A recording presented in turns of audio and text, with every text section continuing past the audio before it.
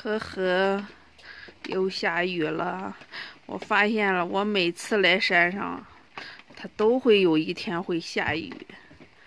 我昨天来的，今天上午摘了一上午的菜，下午又下起雨来了。看龙哥，龙哥，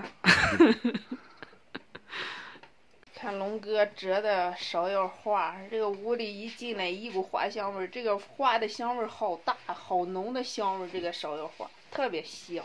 上午，我看看天，我看这个，哎呦。睡觉的天你都睡醒了还睡，再睡就成猪了还。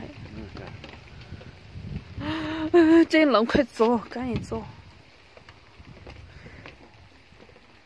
这边气温特别低啊，今天也就10来度吧，有10来度吗？今天啊，非常的冷。看妈在屋里干啥呢？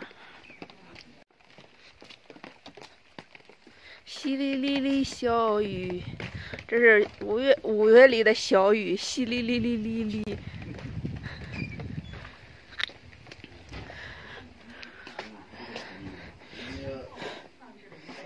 呀，睡醒了。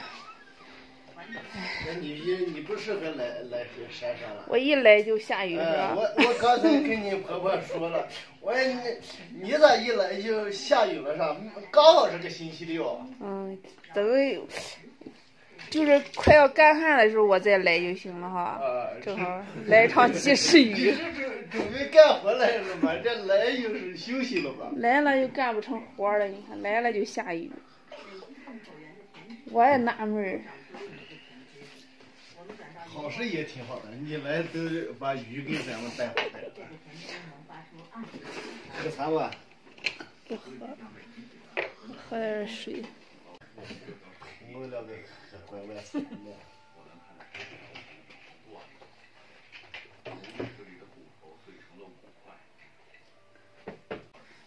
晚上这几个可能做的自己做，不做啥子？这不知道我可能不对我还。他还根本的。那么究竟什么是再生医学呢？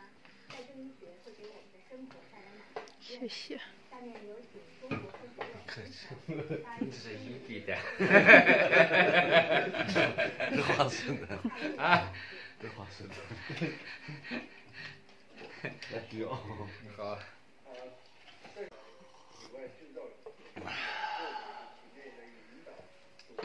温度你高点。这不就挺高的吗？还没有多少温，多少度。这个狗的。大家慢慢修的，太洗车了。